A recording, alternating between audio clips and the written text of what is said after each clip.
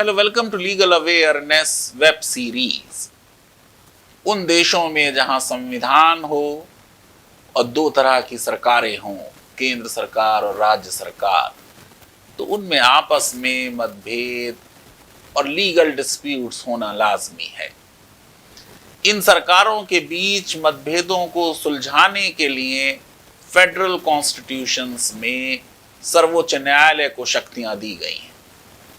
आज भारत की supreme court ने केंद्र और राज्य के बीच, और ये राज्य कोई ऑर्डिनरी राज्य नहीं है, नेशनल कैपिटल रीजन है, दिल्ली सरकार के बीच एक बड़े अहम मसले में अपना फैसला दिया। 105 पेज का जजमेंट, भारत के स्टैंडर्ड्स पे जाएं, सुप्रीम कोर्ट आमतौर से 500-600 पेज का जजमेंट देते हैं, ब्रीफ लगता है। लेकिन इस जजमेंट ने ऐसा प्रतीत होता है जैसे देश में एक संविधानवाद के रेनेसा को दोबारा से इनिशिएट किया है। भारत एक बहुत बड़ा जनतंत्र है, मदर ऑफ डेमोक्रेसी है। हर जनतंत्र में अप्स एंड डाउन्स आते हैं, हर कोर्ट में अप्स एंड डाउन्स आते हैं। हाईज ऑफ द कोर्ट होती है, लोज ऑफ द कोर्ट होती है। लेकिन इन सारे मामलात में यह देखना होता है कि क्या संविधान और संविधानवाद उससे आगे बढ़ रहा है। मैं किसी भी सुप्रीम कोर्ट के निर्णय को किसी की जीत और किसी की हार के रूप में नहीं देखता। इसलिए आज के जजमेंट को केंद्र सरकार की हार के रूप में देखना और अरविंद केजरीवाल की सरकार की जीत के रूप में देखना सही नहीं होगा। देखना होगा कि क्या इस जजमेंट से देश में supremacy of the constitution, federalism, cooperative federalism, एक कॉन्स्टिट्यूशनल ट्रस्ट और कॉन्स्टिट्यूशनल वैल्यूज और नॉर्म्स को बल मिलेगा या नहीं। संविधान सबसे अहम है। सरकारों का स्टैंड और उस पर हुए आर्गुमेंट, और इस पार्टी के आर्गुमेंट माने गए, उस पार्टी के नहीं माने गए, ये कोई खास बात नहीं। फैसले बदलते रहते हैं। यहां 2018 का एक 5 जजेस बेंच का फैसला मौजूद था। उस फैसले में भी कोर्ट ने कहा था कि रिप्रेजेंटेटिव गवर्नमेंट संविधान के मूलभूत ढांचे का हिस्सा है, और गवर्नर जो के नामित होते हैं केंद्र सरकार से, जो 3 मुद्दे हैं, उन मुद्दों के अलावा जिनको केंद्र सरकार के अंडर किया है आर्टिकल 239 ए ने, जो दिल्ली की सरकार है और जो दिल्ली की असेंबली है, वो और राज्यों की तरह ही है, और उनको वही अधिकार होगा जो एक संघात्मक और फेडरल कॉन्स्टिट्यूशन में यूनिट्स को होना चाहिए।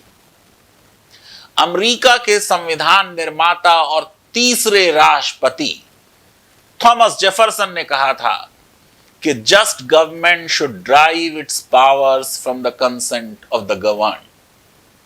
यकीनन केंद्र सरकार को जनता ही नहीं चुना है। यकीनन केंद्र सरकार में जनता के प्रतिनिधि हैं और बड़ी मैसिव मेजॉरिटी से चुना है। लेकिन यहां मुद्दा यह है कि उनको चुना है पूरे देश पर राज करने के लिए, गवर्न करने के लिए, दिल्ली में राज करने के लिए, और दिल्ली को गवर्न करने के लिए दिल्ली के लोगों ने एक चुनी हुई सरकार चुनी है।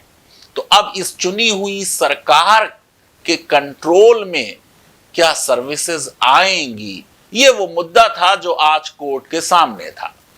और कोर्ट ने यह कहा कि जब तक सर्विसेज दिल्ली सरकार के सामने नहीं होंगी और उनके कंट्रोल में नहीं होंगी, तब तक ये जो 3 चेन ऑफ अकाउंटेबिलिटी है, यानी मंत्री को सिविल सर्वेंट अकाउंटेबल हो, और मंत्री दिल्ली की विधानसभा को अकाउंटेबल हो, और दिल्ली के एमएलएज दिल्ली की जनता को अकाउंटेबल हो, ये नामुमकिन होगा।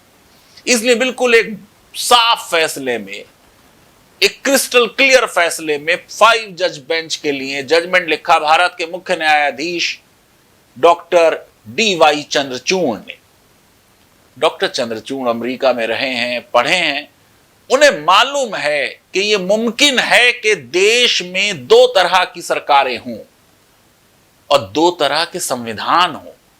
अमेरिका के राज्यों के अलग संविधान हैं। दो कानून होने से और दो संविधान होने से अमेरिका एक कमजोर राष्ट्र नहीं बना।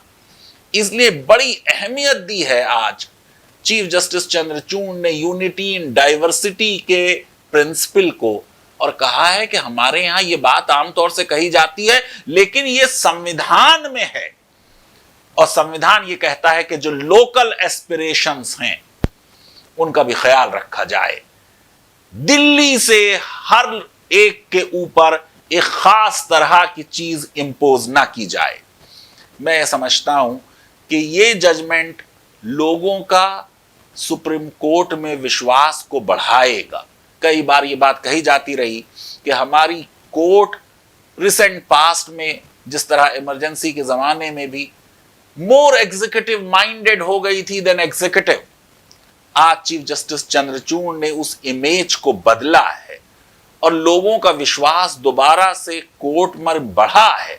कई चीजों पर चंद्रचूड़ एज चीफ जस्टिस बोल चुके हैं बहुत साफ तरीके से, जैसे सील्ड कवर जूरिस्प्रूडेंस को रिजेक्ट किया है, सिविल लिबर्टीज पर उनका कमिटमेंट और इक्वालिटी पर उनका कमिटमेंट बहुत साफ नजर आ रहा है। मैं समझता हूं कि शायद ये जजमेंट जो है ये देश में एक कॉन्स्टिट्यूशनल रेनेसा को शुरू करे। वो रेनेसा जिसका जिक्र खुद former chief justice of India ने 2018 में जस्टिस दीपक मिश्रा ने किया था, यही दिल्ली और LG के डिफरेंस में। आज के जजमेंट की पहली लाइन से यह अंदाजा मुझे लग गया था कि यह जजमेंट में फाइनल कंक्लूजन क्या होगा, क्योंकि चीफ जस्टिस ने साफ तौर से यह बात लिखी कि ये जो केस उनके सामने है ये asymmetric federal model of governance के बारे में है। आपको मालूम है कि एक 5 जज बेंच के जजमेंट के बाद सर्विसेज पर क्या हो, यह मैटर 2 जजेस बेंच को गया। जस्टिस सीकरी ने एक बात कही और जस्टिस अशोक भूषण ने कहा कि नहीं, सर्विसेज केंद्र के अंडर में आएंगी। मैटर 3 जज बेंच को गया और फिर 5 जज बेंच को गया, और आज उस 5 जज बेंच का जजमेंट हमारे सामने आया है। और इस जजमेंट में जो सबसे खास चीज कही जा रही है वो कहा जा रहा है कि ग्लोरी ऑफ कॉन्स्टिट्यूशनल डेमोक्रेसी तभी हासिल होगी जब जो जनता के चुने हुए प्रतिनिधि हैं उनके पास सत्ता हो, उनके पास नियंत्रण हो, क्योंकि वास्तव में लोग ही देश के रियल सॉवरेन हैं। मैं समझता हूं कि ये जजमेंट फेडरलिज्म को बहुत बल देगा, पार्टिसिपेटरी डेमोक्रेसी और रूल ऑफ लॉ को और स्पिरिट ऑफ कॉन्स्टिट्यूशन को इससे बल मिला है। 2018 के जजमेंट में भी ये बात हुई थी कि स्पिरिट ऑफ कॉन्स्टिट्यूशन जो है उसको संविधान की विवेचना और व्याख्या करने में मद्देनजर रखा जाए। साफ तौर से कोर्ट ने कहा है कि वो 3 आइटम जो केंद्र के लिए रिजर्व कर दिए गए हैं, बाकी मामलात में जो दिल्ली की सरकार है उसको एग्जीक्यूटिव पावर होगी उन सारे मामलात पर जिस पर दिल्ली की असेंबली कानून बना सकती है। चीफ जस्टिस चंद्रचूड़ ने कहा है कि केंद्र की सारी यूनियन टेरिटरीज से एक आइडेंटिकल रिलेशनशिप नहीं है।